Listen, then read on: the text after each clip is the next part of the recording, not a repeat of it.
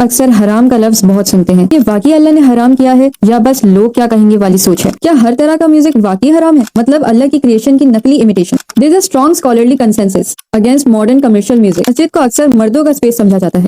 Therapy is not un Islamic. یعقوب علیہ السلام اتنا روئے کہ انہوں نے اپنی آنکھوں کی روشنی کھو دی. کیا ان کا ایمان ویک تھا؟ اگر کوئی عورت علم حاصل کرنا چاہتی ہے، کمیونٹی کا حصہ بننا چاہتی ہے یا مسجد میں نماز پڑھنا چاہتی ہے، our culture should not block what Islam has permitted.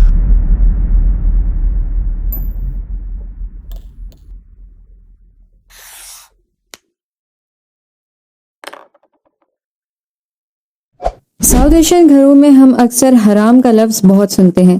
یہ مت کرو حرام ہے، یہ مت بولو حرام ہے. لیکن کبھی ہم رک کر یہ سوچتے ہیں کہ کیا یہ واقعی اللہ نے حرام کیا ہے یا بس لوگ کیا کہیں گے والی سوچ ہے؟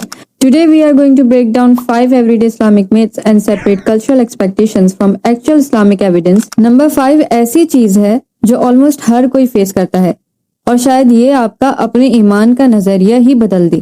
Let's get into it. آپ کی 5 ڈیلی واجب پریئرز یعنی صلاح عربک میں ہی پڑھنی چاہیے، بالکل جیسے پروفٹ محمد صلی اللہ علیہ وسلم نے بتایا کہ امت ایک ہو.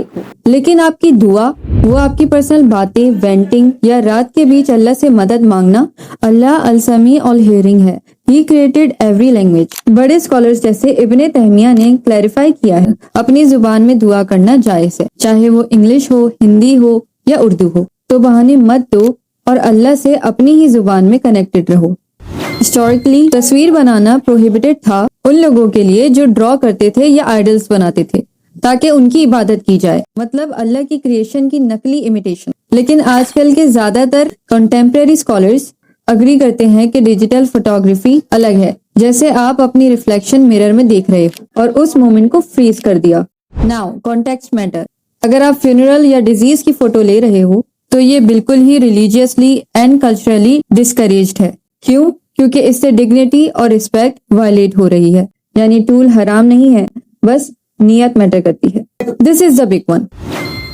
اگر آپ آن لائن سرچ کریں از میوزک حرام، اینڈلیس ڈیبیٹس ملیں گی. کیا ہر طرح کا میوزک واقعی حرام ہے؟ The reality is nuanced. There is a strong scholarly consensus against modern commercial music. تب وہ میوزک جو حرام لائف اسٹائل پروموٹ کرے، اناپروپریٹ لیرکس ہوں اور آپ کو اپنے مقصد سے ڈسٹریکٹ کرے. However, vocals، نشید اور ڈف کا استعمال وائڈلی ایکسیپٹڈ ہے اور پروفٹ محمد صلی اللہ علیہ وسلم کے ٹائم بھی پریزنٹ تھا. Women aren't supposed to go to the masjid. اگر آپ پاکستان یا انڈیا میں رہتے ہو تو آپ جانتے ہو کہ کلچرلی مسجد کو اکثر مردوں کا اسپیس سمجھا جاتا ہے. محمد صلی اللہ علیہ وسلم کے ٹائم بھی عورتیں مسجد میں آیا کرتی تھیں، ہر 5 وقت کی نماز، جمعے کی نماز اور عید کی نماز کے لیے. نبی صلی اللہ علیہ وسلم نے کھلے طور پہ فرمایا عورتوں کو اللہ کی مسجدوں سے مت روکو. ایک حدیث ہے جو کہتی ہے کہ عورت کی نماز گھر کے اندر کرنا اس کے لیے بہتر ہے، لیکن کبھی یہ بین نہیں تھا.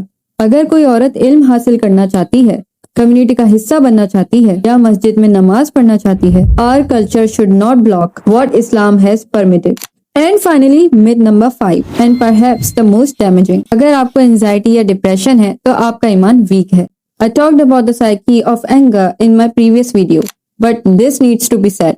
Therapy is not un-Islamic. Brain کے کیمیکل امبیلنس کے لیے میڈیسن لینا بالکل جائز ہے، جیسے ہم بروکن آرم کے لیے دوا لیتے ہیں. جب یوسف علیہ السلام کھو گئے تو یعقوب علیہ السلام اتنا روئے کہ انہوں نے اپنی آنکھوں کی روشنی کھو دی. کیا ان کا ایمان ویک تھا؟ بالکل نہیں.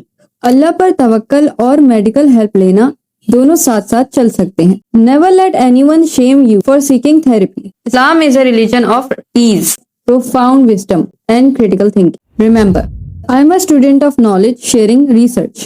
So always consult a local trusted scholar for specific fatwas in your life.